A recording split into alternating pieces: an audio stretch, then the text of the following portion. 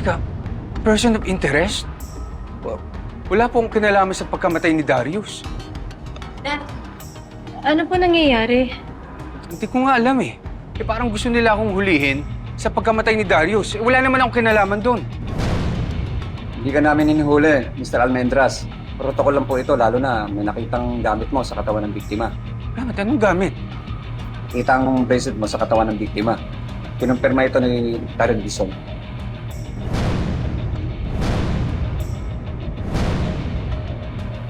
Sinabi ko lang naman na pamilya po sa akin yung bracelet. Dahil yun po yung binigay ko po sa inyo.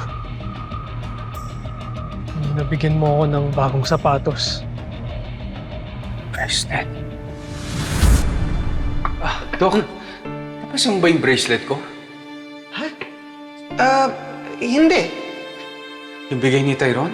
Wala kang napansin? Suot ko lang yung kanina eh.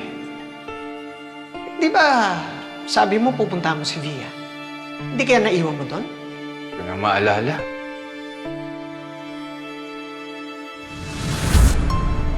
Oo, naamin ko akin yung bracelet. Pero matagal na sa akin wala yun. Paano napunta kay Darius yun? Pare-pareho lang tayo naghahanap ng sagot, Mr. Almendras. Kaya mabuti pa, sumama na lang kayo sa presinto. Tara. Huwag! Sandali lang po, please. Wala po siyang kasalanan. Hindi po niya kayang pumatay ng tao. Please, please. Bel, kumalma ka lang. Ako nang bahala. Ha? Wala akong Wala po siyang kasalanan. kasalanan. Oo, ako nang bahala. Kaya kong depensahan ang sarili ko. Tara. Wala akong kinalaman sa pagkamatay ni Darius. Wala akong kinalaman, Rosel!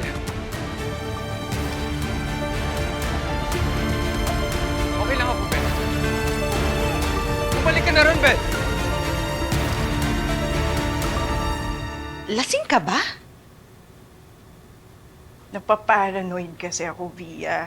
Feeling ko, anytime may pulis na pupunta sa bahay tapos huhulihin ako. Pwede ba kumalma ka? Lalo ka lang mahuhuli niyan kapag nagpahalata ka. Paano ako kakalma? Paano kung makita nila yung bangkay ni Darius as may makita sila na magtuturo sa akin? Hindi mangyayari yun. Dahil nagawan ko na rin ng paraan. Bakit nagkakaganito ako? Kung bakit nagulo ang buhay ko? Let me go!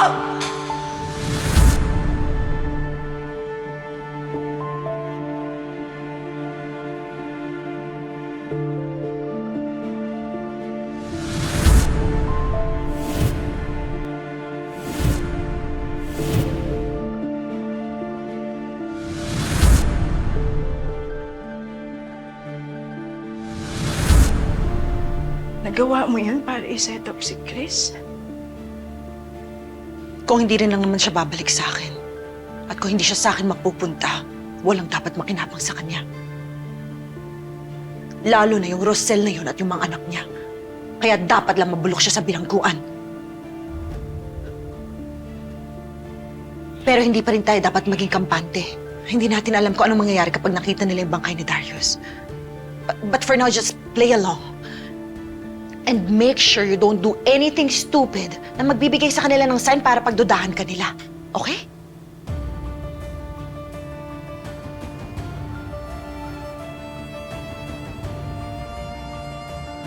Bel, sige na.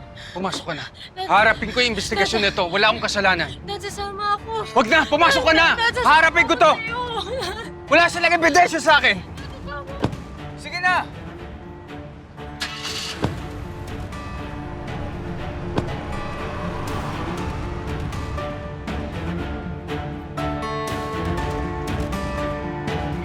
Yan!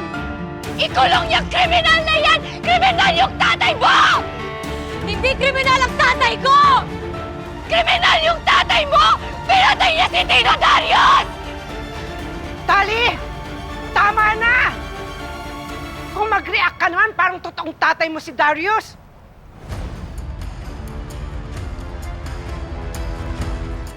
Tama na! Sorry! Sorry kung ganito ako makareact! Hindi ko mapigilin yung galit ko! Parang totoong tatay ko na talaga si Tito Darius, Madam Jacinta! Buong buhay ko, nag Naghahanap ako ng tunay na pagmamahal ng ama. At nung dumating si Tito Darius, minakasalan niya si Nanay Rosel.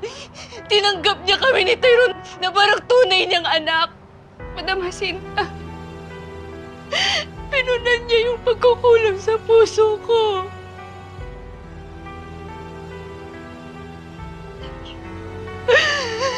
Intindihan kita.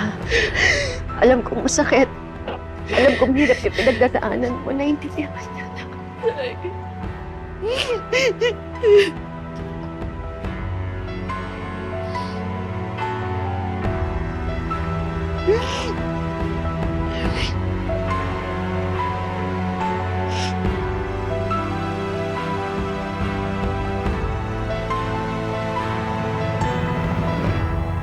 Susukuan mo na ba talaga yung mag-ama mo?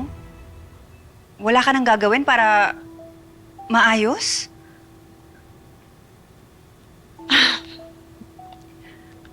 I'm sorry. Pero hindi ko kasi ugaling maghabol ng mga taong kusang umalis sa buhay ko. Bakit hindi mo na lang kasi intindihin si Kuya? Lalo na si Bel. Aminin na natin, ikaw naman talaga yung may kasalanan nung nangyari kay Bel. You know what, Nika? Honestly, I don't know if I can still trust you. Alam ko naman na nasa kapatid mo yung loyalty mo eh. Kaya alam ko na sila ang kakampihan mo. So tell me, what's the point of you still coming here? Of pretending that we're okay?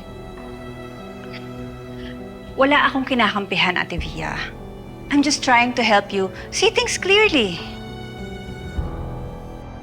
Posibleng magawa ni Chris yun. Kilala ko siya. Pero nakita yung bracelet. Bracelet niya sa bangkay ni Darius. Paano mo ma-explain yung nangyari? Ayoko pong isipin may kasalanan si tata eh. Hindi po yan sa pagkakakilala ko sa kanya. Alam mo, Rosel, sa tingin ko may motibo si Chris. Galit siya nung malaman niya na may relasyon si Darius at Melania. Pero Madam Jacinta, bata pa lang kami ni Chris. Magkakilala na kaming dalawa eh. Imposible po talaga yun dahil, oo, mataas yung ambisyon niya, mataas yung pangarap niya, pero hindi naman po aabot sa puntong papatay siya. Hindi po siya ganun. Tama, nanay. Malalaman din natin ang totoo. Anak, naguguluhan na ako eh. Pinagbibintangan yung tatay mo sa pagpatay dun sa asawa ko. Hindi ko na alam kung kakayanin ko pa to. Minahon ka na, Rosel. Alam ko, mahirap sa iyo ang lahat. Ako din. Naguguluhan. Nasasaktan. Dahil kapatid ko yung namatay.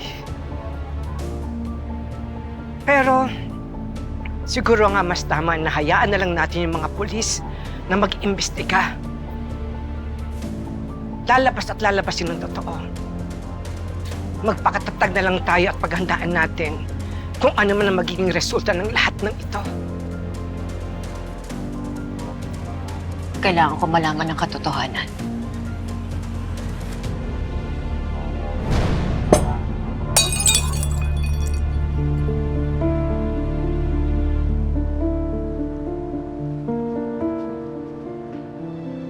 Bel, Teka.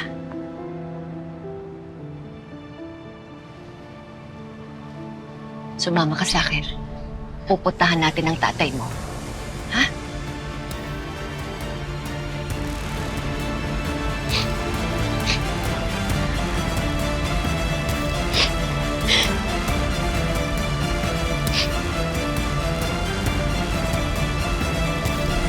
Sinong nagsabi na welcome kayo dito? Tali, makikiramay lang kami. Klarong-klaro yung motibo ng tatay mo. Pinatay niya si Tito Darius para makuha niya si Nanay Rosel. Hindi yan totoo, Tali. Walis ka na. Ano ba? Ano ba? Tali! Pinakasalan ka lang ni Darius para makuha niya yung loob ni Madam at pati ng pera niya. Hindi ka naman talaga niya mahal eh. Ako yung totoong mahal niya! Kaliparot ka. Diyan ka kapal ng Walang iya mukha ka! mo. Unlimited talaga, no? Umayos ka na!